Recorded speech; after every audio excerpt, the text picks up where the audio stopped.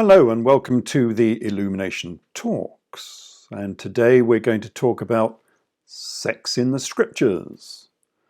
So fundamentally, can we believe the scriptures, or are they historical or mythological?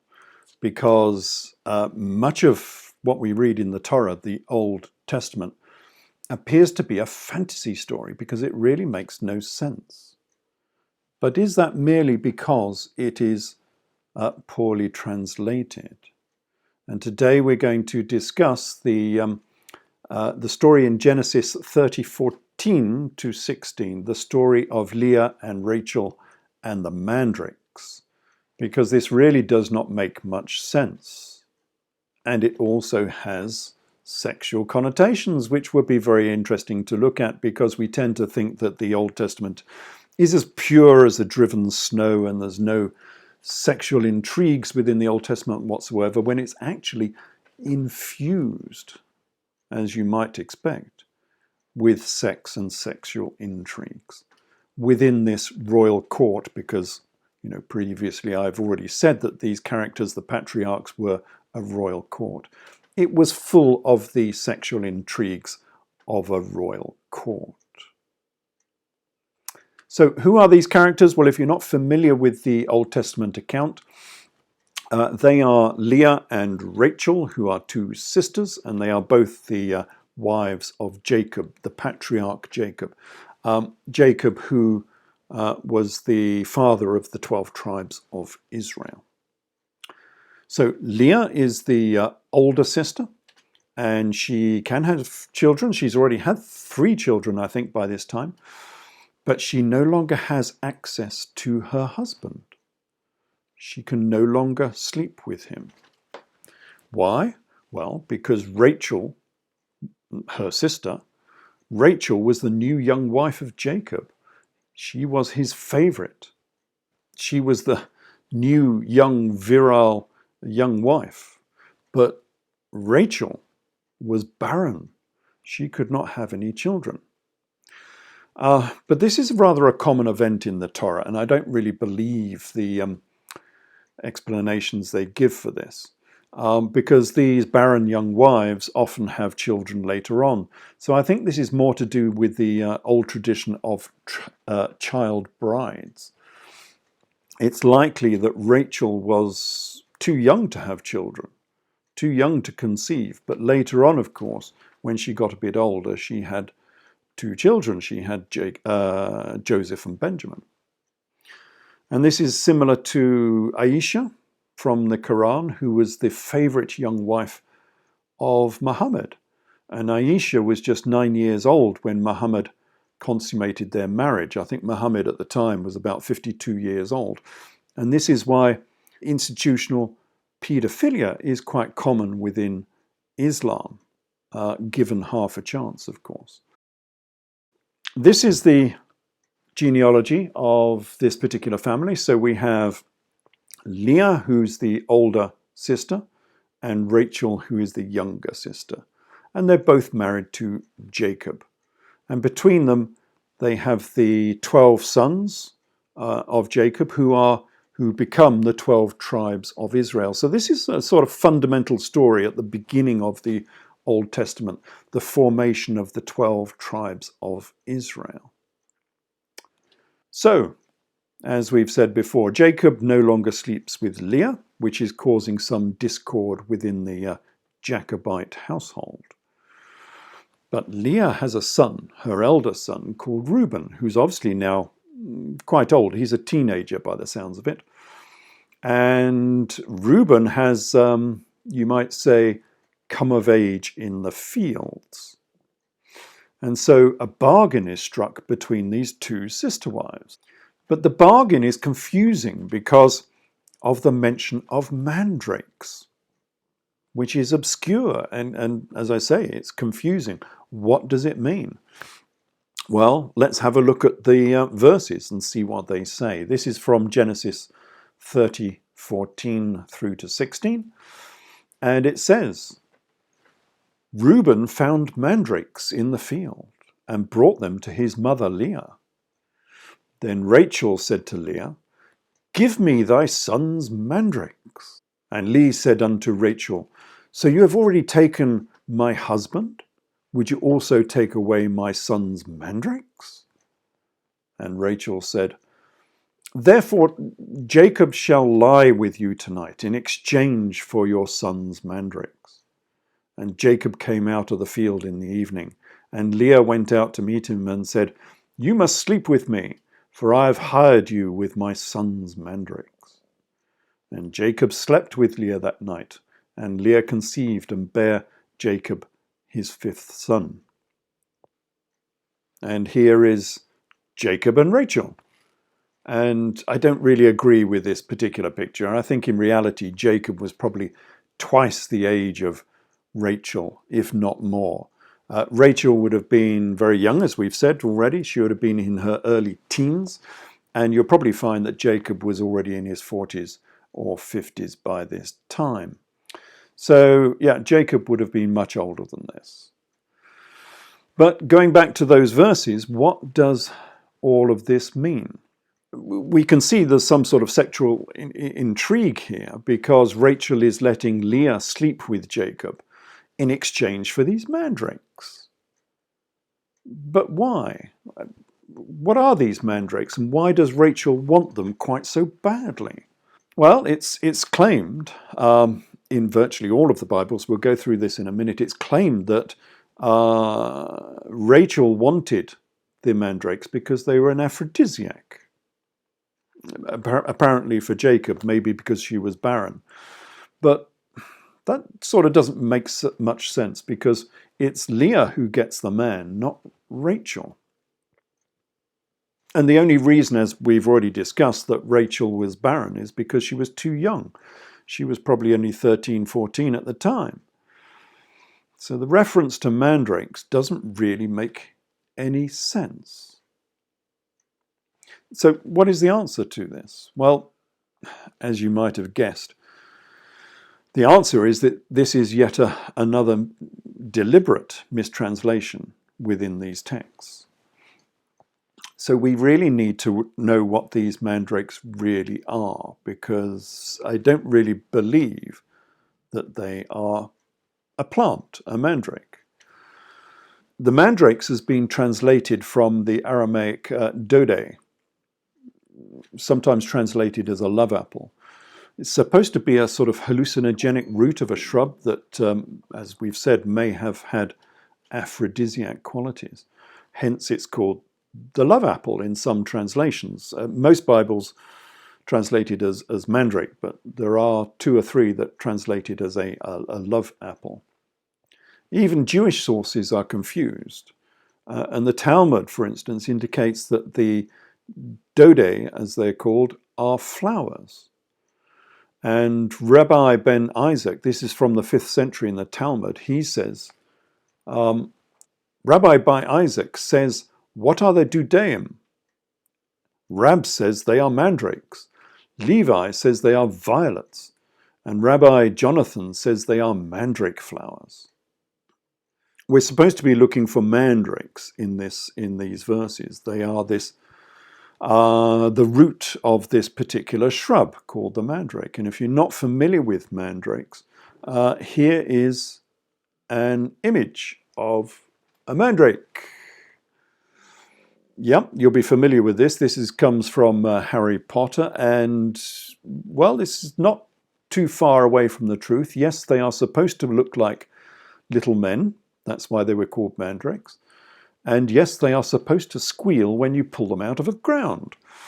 So the description in Harry Potter was not too dissimilar to reality. And they were used as an aphrodisiac, of course, in ancient traditions. And so you will find that the majority of Bibles, based on the Talmud, of course, the majority of Bibles do describe these as being mandrakes. So we have the American Standard, the Revised Webster, the King James, the famous King James Bible, that says it's a mandrake. The Brenton Septuagint translates it as mandrake. That's based on the original Greek Septuagint Old Testament. The Douay Reims, that's from 1609, that says mandrakes. The Rotherham, the Diary, the Derby, the Green's Literal, and the Latin Vulgate also says mandrake, and that goes back to 405. That's Jerome's Vulgate, Old Testament. And the Hebrew, of course, calls them the Dodi, and the Dodi has been translated in the Talmud as being a mandrake. So what really are these Dodi that's been translated as mandrake, and why are they so important? Why are they in this verse in this obscure fashion? Well, theologian Adam Clarke is 19th century theologian, 1830s. He said of these Dodis, these mandrakes, what these Dodi are is utterly unknown, and learned men have wasted much time and pains in endeavouring to guess a probable meaning. Some translate the word as lilies, others jessamine, others citron, others mushrooms, and others figs. Hasselkist imagines that the mandrake is intended. Among the Greeks and Orientals, this plant was held in high repute as being of prolific virtue, i.e., incentives to matrimonial connections. And it was probably on this account that Rachel desired them. However, the whole account is very obscure. And obscure it is. Why did Rachel want these mandrakes so badly that she would give her husband to Leah so he could sleep with her? Doesn't really make much sense. So Adam Clarke thinks this entire passage is obscure. On the contrary, I think it's perfectly clear if only we understand the true meaning of these mandrakes. Because the word being used is dode in the Hebrew Aramaic. But dode also means sexual love. That's where we get the reference to love apples from, because dode is connected to sex as much as it is to a plant, an aphrodisiac. And we can see this in the Tanakh's Song of Songs. Now, the Song of Songs, it's not in all Bibles, so if you look in your Bible, you might not see the Song of Songs. It was deleted from many Bibles because it was deemed to be too racy. It's a love poem by King Solomon. And so it's been deleted from many Bibles. But anyway, it's in most of the King James Bibles. And this is a poem, or a song, you might say, by King Solomon to the Shulamite. And it's from Song of, the quotes in a minute will be from Song of Songs 7:1. Now, we don't exactly know who this Shulamite was. It's often said that she was a lady from Shulam, the city of Shulam. But Adam Clarke, who has a lot of good insights into the Old Testament and the New Testament, he has a different take on this. Adam Clarke says that Shulam, or Shulamite, was the feminine form of Solomon. So here we have them, here in the English and in the Hebrew. So we have Solomon was Shelomah, and the Shulamite was Shulamith, the female form of Solomon. So the Shulamite might actually be Mrs. Solomon, effectively. And in that case, she might have been the Queen of Sheba. I go through this in my lecture on King Solomon as well. So do have a look at that lecture as well, because that's quite interesting as well. That's identifying King Solomon and the Queen of Sheba in the historical record. And that changes the story quite a lot as well. You can see the links to Egypt within that story. with the identification of King Solomon in the historical record. Anyway, going back to the Song of Solomon, King Solomon sings to his love, the Shulamite, and he says, "How beautiful are thy feet with shoes, O prince's daughter! The joints of thy thighs are like jewels. Thy navel is like a round goblet. Thy belly is like a heap of wheat set about with lilies. Thy two breasts are like two young roes that are twins. Thy neck is as a tower of ivory. How fair and how pleasant art thou, O love, for delights. Thy stature is like to a palm tree, and thy breasts to clusters of figs. I will go up the palm tree and take hold of its fruits." Well, who wouldn't? So yes, this is the sexual aspects of the Old Testament that have been deleted from many Bibles, the Song of Solomon. So Solomon is wooing his love, and she replies, the Shulamite, she replies to King Solomon, "I am my beloved's, and his desire is towards me. Come, my beloved, let's go forth into the field. Let's get up early into the vineyards. Let's see if the vines flourish. There I will give thee my love. The mandrakes give a fragrance, and at our gates are all manner of pleasant fruits. O my beloved, I have saved them for thee." Yes, okay.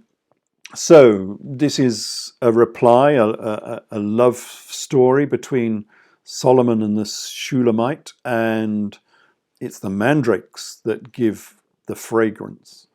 And at the gates are all manner of pleasant fruits. Is that part of the love story?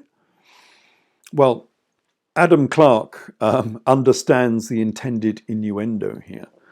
But he's not about to explain it all to his readers. But well, he was pre-Victorian, of course. This comes back to the early 19th century.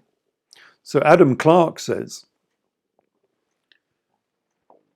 he's explaining all manner of pleasant fruits. The literal sense, allowing for the concealing metaphors, is, I believe, of a widely different nature from what is generally given. But this must be left to the reader's sagacity and prudence. Yeah, okay, so Adam Clarke understands the innuendo here. But many theologians and readers do not.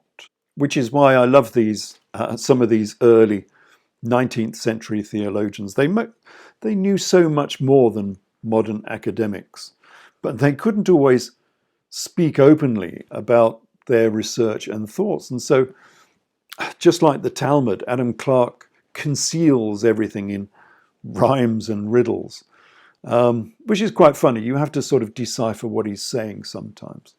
And, well, here's another example.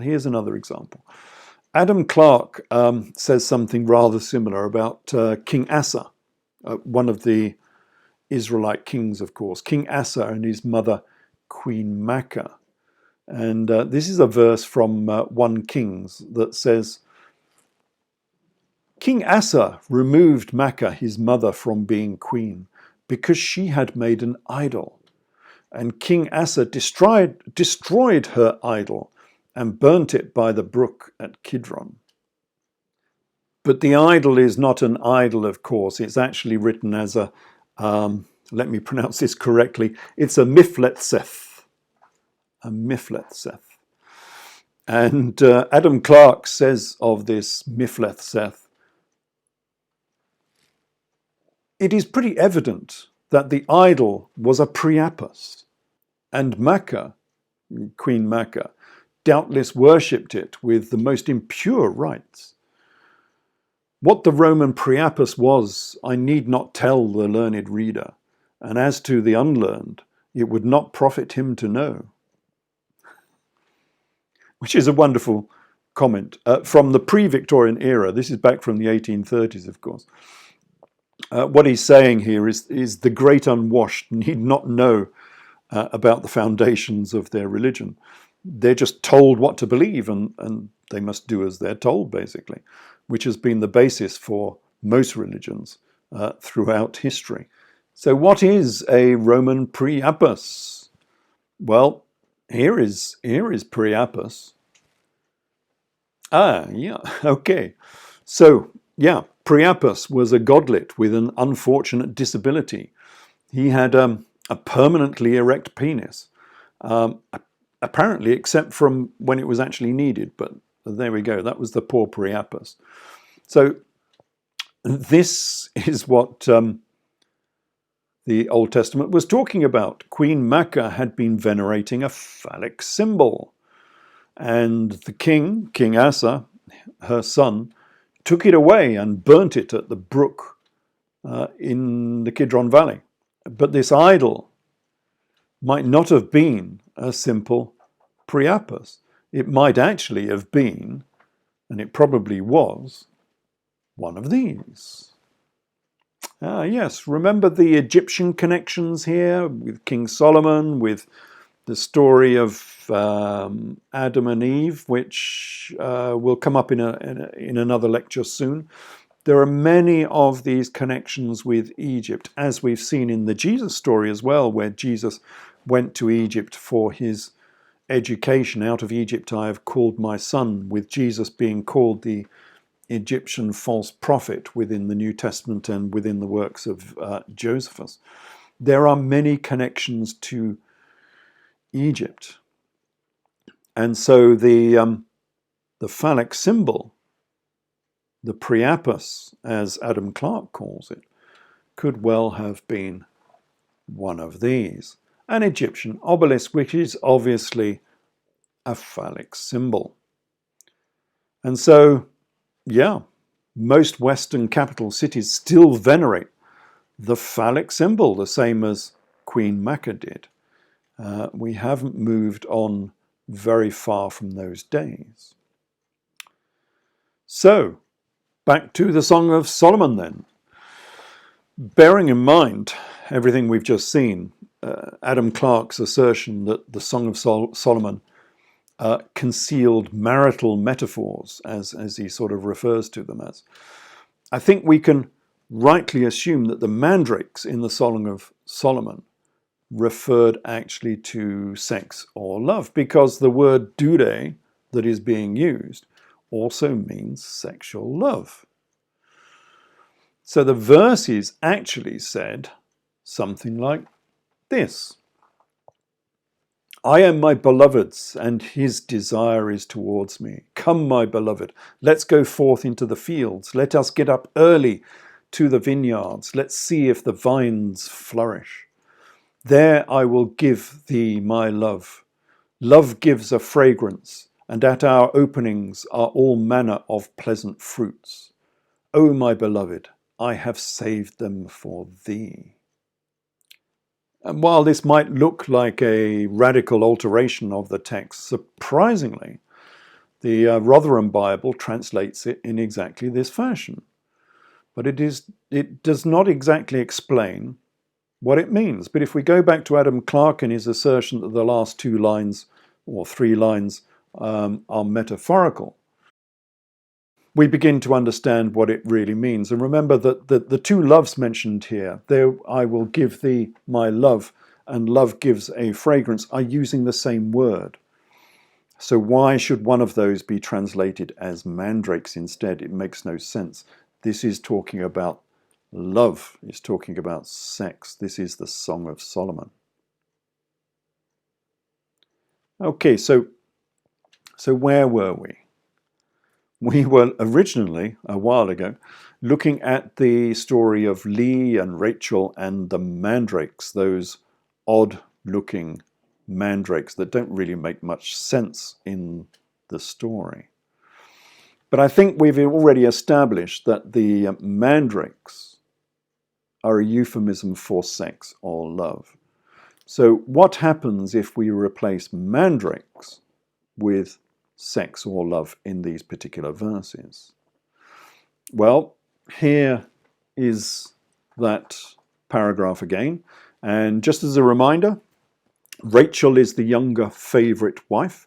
Leah is the older ex-favourite. She's out of favour with their common husband, Jacob. And Reuben is the elder son of Leah, who has just come of age. So the verses say, and Reuben found love or sex in a field. It's not entirely clear what this means, but it might be a reference to masturbation, perhaps.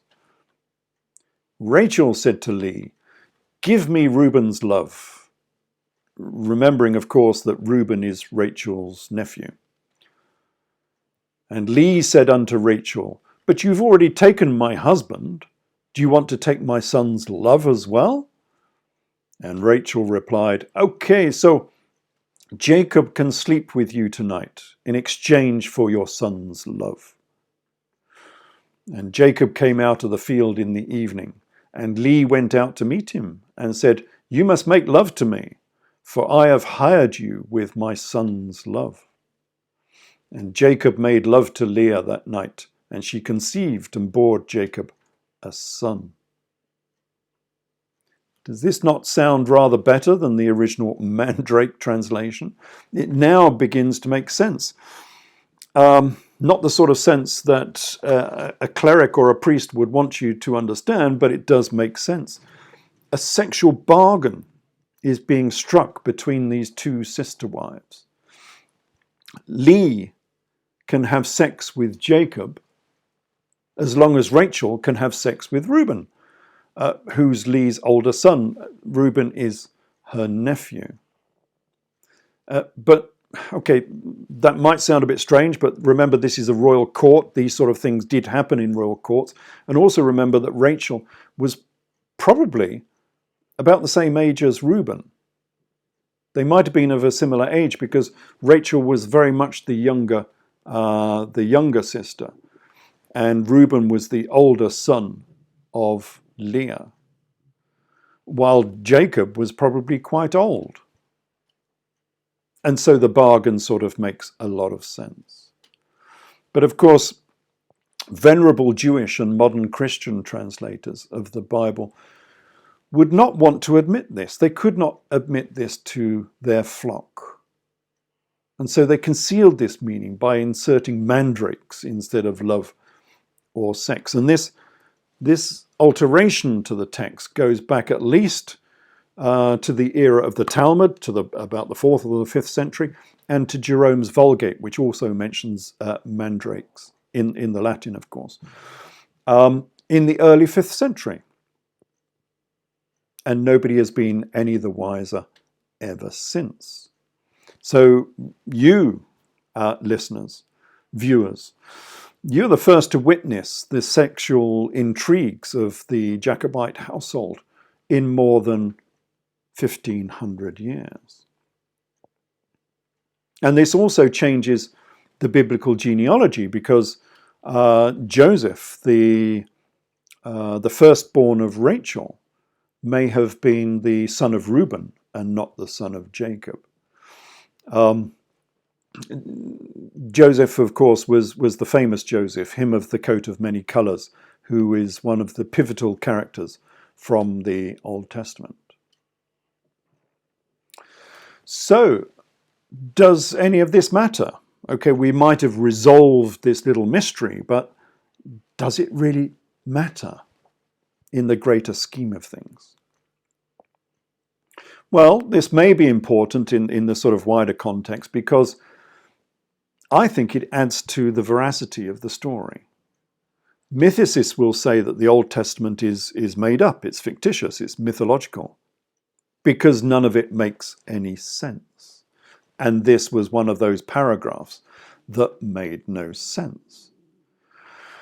But now it does make sense. And besides, would you really write a mythology that was so embarrassing that it had to be immediately covered up? Now that doesn't really make much sense. Surely the fact that the original story had to be altered and concealed implies that the story was based on real history, a real history that was became unmentionable in later centuries, because these were the sexual intrigues of a royal court, not shepherds out in a field, but the sexual intrigues of the Hyksos, the shepherd kings of Egypt. And I go through this in my lecture series, where I show the similarities between the shepherds of the Old Testament and the shepherd kings of Egypt, the Hyksos or the Hyksos kings of Egypt. And this is not the only story that, of course, that's been altered within the Old Testament, within the translations of the Old Testament. Because in my many books on the Old Testament, I also discuss some of the other hidden stories, including the concealed location of Mount Sinai, the concealed meaning of cattle and sheep. Again, that points back to the Hyksos, the shepherd kings. The concealed references to astrology, to the concealed location of the Garden of Eden, and even the concealed symbolism of the high priest's regalia, and many more besides. And these are all in my books, Eden in Egypt, and Tempest and Exodus, and Solomon, Pharaoh of Egypt. All very interesting stories where the mythology becomes real history. The unexplainable, the inexplicable becomes explicable. It becomes real history, if you know what the story really means. So yes, if the Old Testament is read with a critical eye and rational thought, much of it emerges as real history. It emerges as the true history of the Hyksos pharaohs of Egypt. So I do hope you've enjoyed this short talk, and you can join us again next time.